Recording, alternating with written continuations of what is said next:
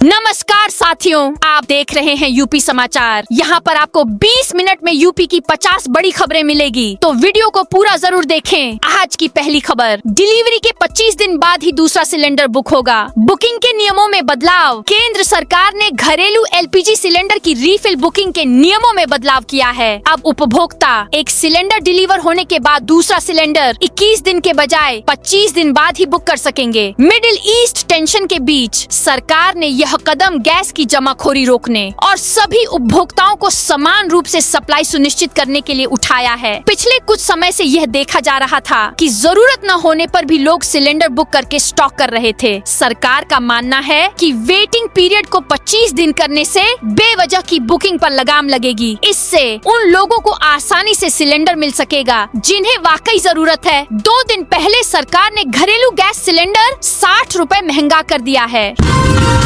योगी सरकार के सख्त निर्देश, विश्वविद्यालय तय शासनादेश के अनुसार ही लें परीक्षा फीस। यूपी की योगी सरकार में उच्च शिक्षा मंत्री योगेंद्र उपाध्याय ने राज्य विश्वविद्यालयों को निर्देश दिया है कि वे परीक्षा शुल्क केवल शासनादेश में निर्धारित दरों के अनुसार ही लें। शासनादेश के विपरीत अधिक शुल्क वसूलने वाले विश्वविद्यालयों के ऑडिट कराने और आवश्यक कार्रवाई करने की चेतावनी भी दी गई है। बरेली बवाल में मुख्य आरोपी मौलाना तौकीर के करीबी के भाई का सरेंडर। उत्तर प्रदेश के बरेली जिले में हुए हिंसक बवाल और पुलिस पर फायरिंग के मामले में जांच कर रही टीमों के दबाव का बड़ा असर दिखा है। बवाल के दौरान दंगाइयों को अवैध हथियारों की सप्लाई करने वाले अंतर्राष्ट्रीय गिरोह के सरगना और हिस्ट्री शीटर इशरत अली ने कोर्ट में आत्मसमर्पण कर दिया है। इशरत अली का कनेक्शन सीधे तौर पर इत्तेहाद ए मिल्लत काउंसिल के प्रमुख मौलाना तौकीर रजा के करीबियों से जुड़ रहा है, जिससे इस पूरे बवाल के पीछे एक सुनियोजित साजिश की बू आ रही है। अखिलेश यादव यूपी पुलिस के इस काम से हुए खुश। प्रयागराज से फिल्मी स्टाइल में अगवा किए गए एलकेजी के वर्षीय छात्र प्रतीक शर्मा की सकुशल वापसी के चलते की है। प्रतीक को पुलिस ने वाराणसी के नमो घाट से सकुशल बरामद किया है। हालांकि पुलिस की घेराबंदी देख किडनैपर बच्चे को छोड़कर भाग निकले। पुलिस ने बच्चे को सुरक्षित अपने पास लिया। यूपी पुलिस की इस उपलब्धि पर अखिलेश यादव ने कहा कि प्रयागराज में एक मासूम के सकुशल घर लौटने पर जो खुशी उसके परिवार वालों को हो रही है, वो हम सब परिवार वालों को भी हो रही है। जिन पुलिस वालों ने इस कार्रवाई में मुस्तैदी से अपना कर्तव्य निभाया है, वो सब प्रशंसा के पात्र हैं। यूपी पुलिस का हिस्सा बनने का सपना देख रहे युवाओं के साथ ही भर्ती बोर्ड के लिए भी परीक्षा की घड़ी नजदीक आ गई है। पुलिस भर्ती प्रोन्नति बोर्ड ने 14 व 15 मार्च को दरोगा भर्ती परीक्षा में केंद्रों की 3 स्तरीय निगरानी की योजना बनाई है। प्रदेश में 1090 परीक्षा केंद्रों पर 16,000 सीसीटीवी कैमरों की मदद से कड़ी नजर रखी जाएगी। हर परीक्षा केंद्र में एक कंट्रोल रूम होगा और हर जिले में भी एक कंट्रोल रूम होगा। इसके अलावा भर्ती बोर्ड मुख्यालय स्थित कंट्रोल रूम में भी सभी केंद्रों की लाइव फीड आएगी। 3 स्तर पर हर परीक्षार्थी पर सीधी नजर रखी जाएगी। संभल में सरकारी जमीन पर बनी मस्जिद दरगाह गिराई जाएगी। संभल में शाही जामा मस्जिद के शाही इमाम और उनके भाई पर 2 बीघा सरकारी जमीन कब्जा कर उस पर मस्जिद दरगाह और घर बनाने का आरोप है। कोर्ट ने जमीन को सरकारी घोषित करते हुए कब्जा हटाने का आदेश दिया है। इसका मतलब घर, मस्जिद दरगाह तोड़ा जाएगा। शाही इमाम पर 7 करोड़ का जुर्माना भी लगाया है। इस जमीन की अनुमानित कीमत 6 करोड़ 94 लाख 19 हजार रुपए बताई जा रही है। आरोप है कि शाही इमाम आफ्ताब हुसैन पुत्र खुर्शीद हुसैन और उनके भाई मेहताब हुसैन ने इस जमीन पर पक्का घर, मस्जिद और दरगाह का निर्माण कराया। योगी सरकार के विमान बेड़े में अगस्ता वेस्टलैंड AW 139 हेलीकॉप्टर शामिल। यूपी सरकार के विमान के बेड़े में एक और अत्याधुनिक हेलीकॉप्टर शामिल हो गया है। दरअसल योगी सरकार ने सुरक्षित हवाई यात्रा के लिए इटली की कंपनी लियोनार्डो द्वारा निर्मित अगस्ता वेस्टलैंड AW 139 खरीदा है। इससे पहले 5 मार्च को योगी आदित्यनाथ इसी हेलीकॉप्टर से कानपुर दौरे पर गए थे, जिसके बाद ये हेलीकॉप्टर चर्चा में आया था।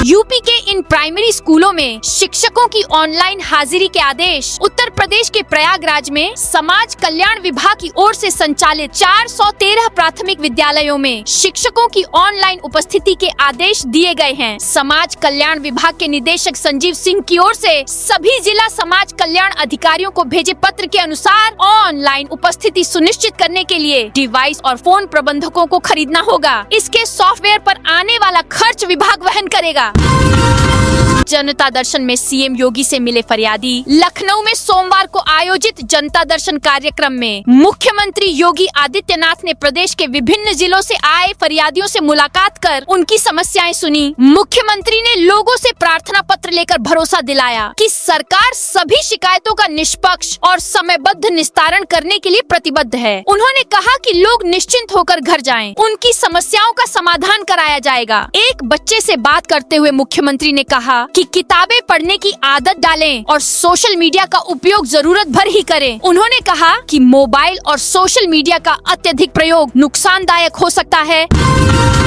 पीएम मोदी बोले, भारत इनोवेशन वाली इकोनॉमी की ओर बढ़ रहा। प्रधानमंत्री नरेंद्र मोदी ने 9 मार्च को वीडियो कॉन्फ्रेंसिंग के जरिए पोस्ट बजट वेबिनार को संबोधित किया। उन्होंने कहा कि भारत अब तेजी से एक इनोवेशन ड्रिवन इकोनॉमी की ओर बढ़ रहा है। हमारे एजुकेशन सिस्टम को रियल वर्ल्ड इकोनॉमी की जरूरतों के साथ और मजबूती से जोड़ने की जरूरत है। उन्होंने आर्टिफिशियल इंटेलिजेंस AI और डिजिटल इकोनॉमी को भविष्य के लिए जरूरी बताया।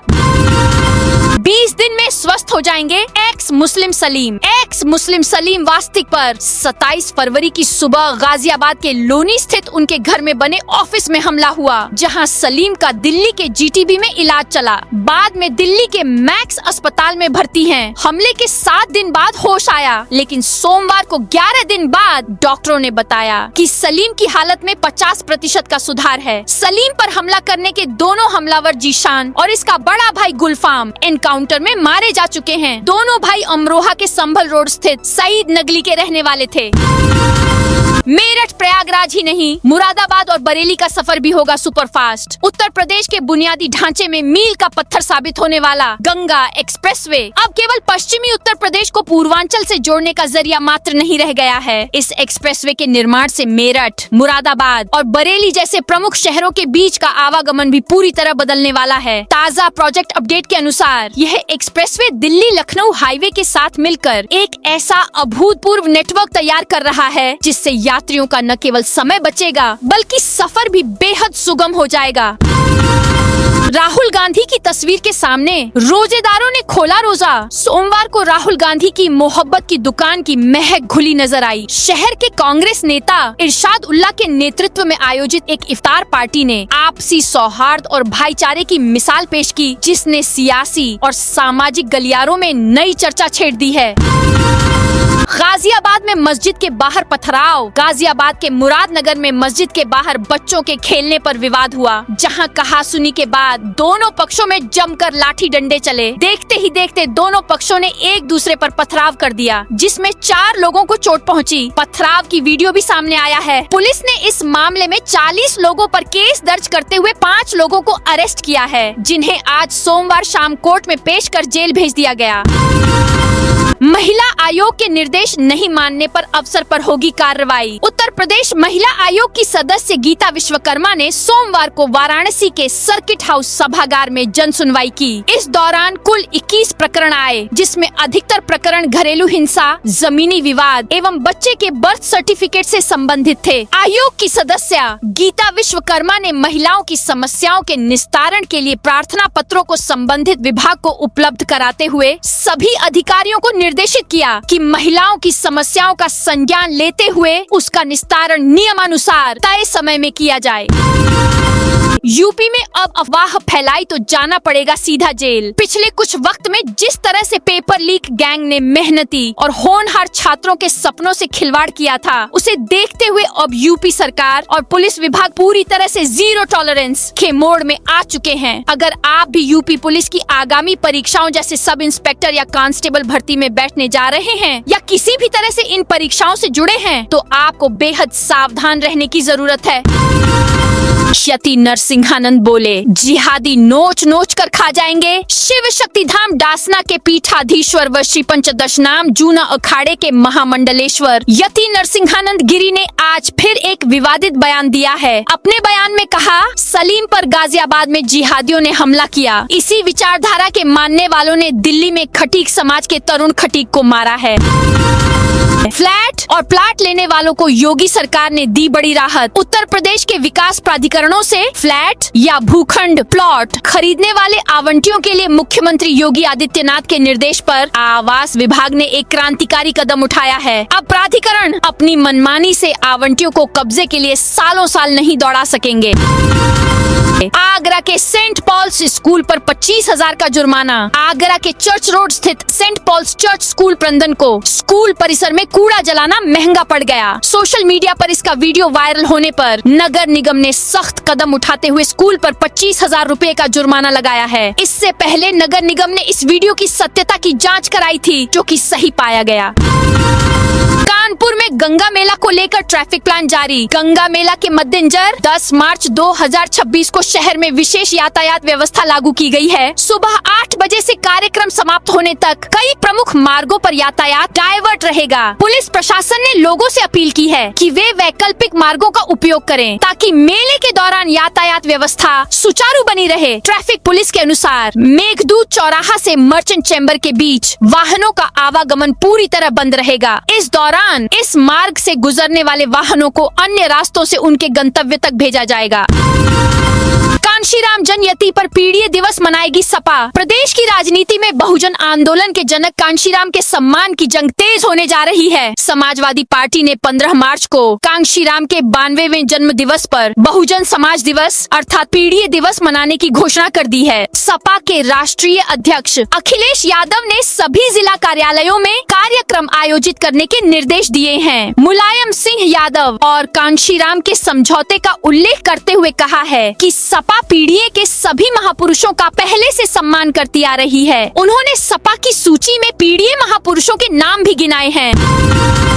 राष्ट्रीय तंबाकू नियंत्रण कार्यक्रम के तहत ऑनलाइन नो टोबैको प्लेज में यूपी देश में नंबर 1। तंबाकू के दुष्प्रभावों के प्रति जागरूकता फैलाने और युवाओं को तंबाकू के सेवन से दूर रखने के उद्देश्य से चलाए जा रहे राष्ट्रीय तंबाकू नियंत्रण कार्यक्रम के अंतर्गत उत्तर प्रदेश ने एक बार फिर देश में पहला स्थान हासिल किया। केंद्र सरकार के टोबैको फ्री यूथ कैंपेन 3.0 के तहत आयोजित ऑनलाइन नो टोबैको प्लेज अभियान में वर्ष 2025 से 26 के दौरान उत्तर प्रदेश ने पूरे देश में सबसे ज्यादा भागीदारी दर्ज की। इस सूची में उत्तर प्रदेश के बाद हरियाणा दूसरे, राजस्थान तीसरे और दिल्ली चौथे स्थान पर रही।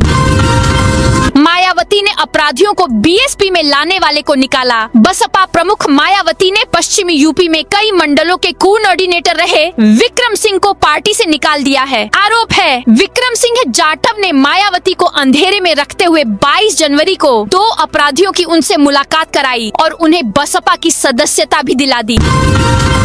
बुलंदशहर में मकानों की गणना 22 मई से होगी शुरू। बुलंदशहर में जनगणना 2027 की तैयारियों के तहत सोमवार को कलेक्ट्रेट सभागार में 2 दिवसीय प्रशिक्षण कार्यक्रम शुरू हुआ। इसमें जिले के सभी जिला स्तरीय अधिकारी, ग्रामीण और नगर चार्ज अधिकारी शामिल हुए।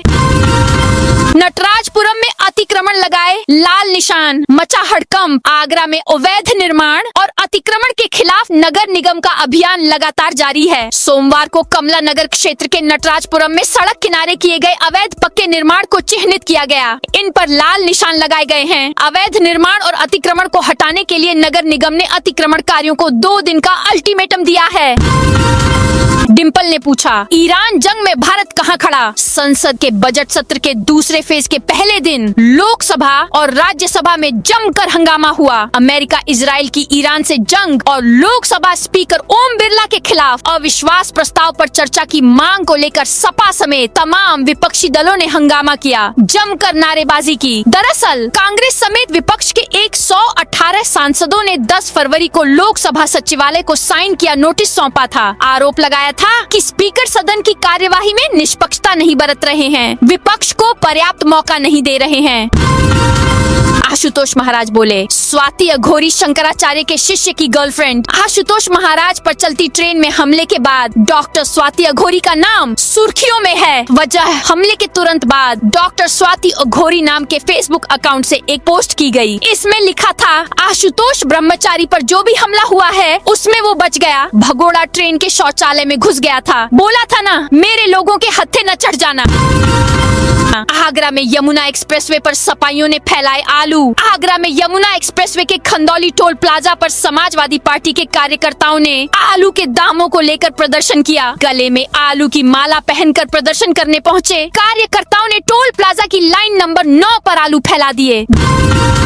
बिजनौर में अवैध कॉलोनियों पर चला बुलडोजर। बिजनौर में प्रशासन ने अवैध कॉलोनियों के खिलाफ बड़ी कार्रवाई करते हुए कई स्थानों पर बुलडोजर चलाया। सोमवार को सदर उप जिलाधिकारी ऋतु चौधरी के नेतृत्व में टीम ने करीब आधा दर्जन अवैध कॉलोनियों में बने निर्माणों को ध्वस्त कर दिया। ये कॉलोनियां विनियमित क्षेत्र में बिना लेआउट पास कराए विकसित की जा रही थी।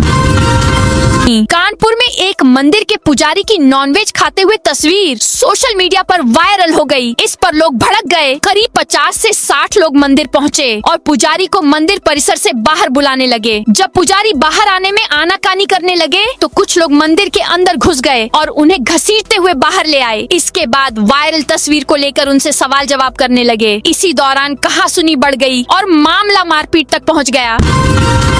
लखनऊ में काले कपड़े पहनकर शियाओं का जुलूस। लखनऊ में अकीदत और नम आँखों से 19वीं रमजान पर गिलीम कंबल के ताबूत का जुलूस निकाला गया। 4 किलोमीटर लंबे जुलूस में शिया समुदाय के करीब 25,000 लोग शामिल हुए। पुरुष, महिलाओं और बच्चों से लेकर बुजुर्गों तक सभी काले कपड़े पहने नजर आए। उनके बीच ताबूत को एक नजर देखने, छूने और चूमने की होड़ मची रही। शंकराचार्य की यात्रा रुकेगी या चलेगी, फैसला रिजर्व। शंकराचार्य स्वामी अविमुक्तेश्वरानंद की गौ प्रतिष्ठा धर्मयुद्ध यात्रा पर रोक लगाए जाने की मांग पर प्रयागराज स्पेशल पॉक्सो कोर्ट में सोमवार को सुनवाई हुई। अदालत ने दलीलें सुनने के बाद अपना फैसला सुरक्षित रख लिया है। यात्रा पर रोक लगाने की याचिका आशुतोष महाराज ने लगाई है। उन्होंने बताया, कोर्ट ने हमारी सारी मांग को सुन ली है, जिसके बाद फैसला रिजर्व रख लिया है। अयोध्या के राम मंदिर में हुई नव संवत्सर समारोह की बैठक। 19 मार्च को होने वाले नव संवत्सर समारोह की तैयारियों को लेकर राम मंदिर परिसर में आज शाम को बैठक की गई। इस अवसर पर तय किया गया कि समारोह में 6000 अतिथियों को लेकर बेहतर प्रबंधन किया जाए। समारोह की मुख्य अतिथि और देश की राष्ट्रपति द्रौपदी मुर्मू अयोध्या में 4 घंटे रहेंगी। जौनपुर में मेडिकल स्टोर पर औषधि विभाग की छापेमारी।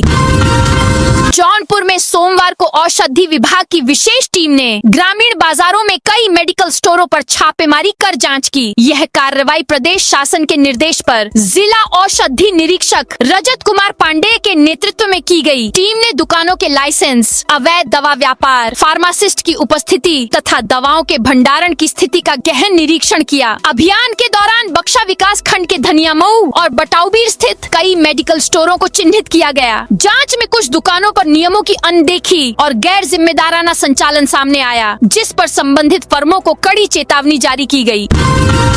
पंचायत अधिकारी पर तगड़ा एक्शन, ग्राम प्रधान पर भी कार्रवाई। यूपी के उन्नाव जिले में एक ग्राम पंचायत अधिकारी पर तगड़ा एक्शन हुआ है, जबकि ग्राम प्रधान पर भी कार्रवाई हुई है। और आस के बिस्वल गांव स्थित सरकारी गौशाला की बदहाली सामने आने पर सोमवार को ग्राम पंचायत अधिकारी सचिव को निलंबित कर दिया गया, जबकि ग्राम प्रधान को कारण बताओ नोटिस जारी किया गया है।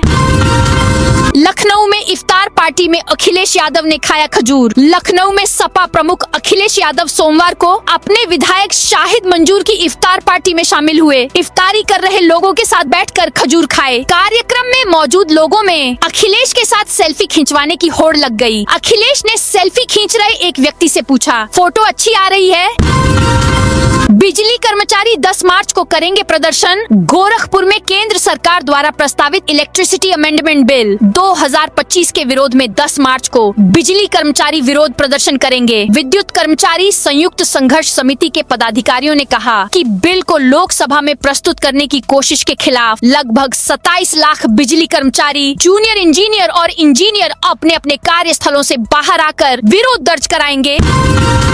कप्तान सूर्या वर्ल्ड चैंपियन बनने के बाद हनुमान मंदिर पहुंचे। अहमदाबाद के नरेंद्र मोदी स्टेडियम में रविवार को खेले गए T20 वर्ल्ड कप के फाइनल में भारत ने न्यूजीलैंड को हराकर खिताब जीत लिया है। इस ऐतिहासिक जीत के बाद पूरे देश में दिवाली जैसा माहौल है। प्रशंसक सड़कों पर नाच रहे हैं, आतिशबाजी कर रहे हैं और तिरंगा फहराकर खुशी मना रहे हैं। इधर कप्तान सूर्य कुमार यादव देर रात वर्ल्ड कप ट्रॉफी लेकर अहमदाबाद के हनुमान मंदिर पहुंचे और पूजा की। इस दौरान ICC चेयरमैन जय शाह और टीम के हेड कोच गौतम गंभीर भी उनके साथ थे। पीलीभीत में मुख्यमंत्री सामूहिक विवाह संपन्न। पीलीभीत के नवीन मंडी समिति परिसर में सोमवार को मुख्यमंत्री सामूहिक विवाह योजना के तहत 400 जोड़ों का विवाह संपन्न हुआ। पूरनपुर विधानसभा क्षेत्र के इन जोड़ों ने विधि विधान और धार्मिक रीति रिवाजों के साथ वैवाहिक जीवन की शुरुआत की। इस अवसर पर पूरनपुर विधायक बाबूराम पासवान, जिलाधिकारी ज्ञानेंद्र सिंह और पुलिस अधीक्षक सुकीर्ति माधव उपस्थित रहे। उन्होंने नव विवाहित जोड़ों को सुखद भविष्य के लिए आशीर्वाद दिया। बरेली में करोड़ों का जीएसटी फर्जीवाड़ा, आईटीसी रैकेट का भंडाफोड़। यूपी के बरेली में जीएसटी चोरी और फर्जी इनपुट टैक्स क्रेडिट के जरिए सरकार को करोड़ों का चूना लगाने वाले एक बड़े गिरोह का पर्दाफाश हुआ है। क्राइम ब्रांच और थाना किला पुलिस की संयुक्त एसआईटी टीम ने सोमवार को 2 आरोपियों को अरेस्ट किया है। ट्रंप बोले, ऑस्ट्रेलिया ईरान की महिला खिलाड़ियों को शरण दे, नहीं तो अमेरिका देगा। अमेरिका, इजराइल और ईरान के बीच जारी जंग का आज 10वां दिन है। इस बीच अमेरिकी राष्ट्रपति डोनाल्ड ट्रंप ने ऑस्ट्रेलिया से अपील की है कि वह ईरान की महिला फुटबॉल खिलाड़ियों को शरण दे। ट्रंप ने कहा कि अगर उन्हें ईरान वापस भेजा गया तो उनकी जान को खतरा हो सकता है और यह एक बड़ी मानवीय गलती होगी। यह मामला ऑस्ट्रेलिया में चल रहे महिला एशियन कप के दौरान सामने आया। दरअसल 28 फरवरी को ईरान पर हमले के बाद महिला टीम ने राष्ट्रगान नहीं गाया था, जिसे सरकार के खिलाफ विरोध के रूप में देखा गया। इसके बाद ईरानी मीडिया में खिलाड़ियों को देशद्रोही बताया गया और उनके खिलाफ कार्रवाई की मांग की गई। तो दोस्तों, ये थी आज उत्तर प्रदेश के सभी जिलों की दिन भर की ताजा और बड़ी खबरें।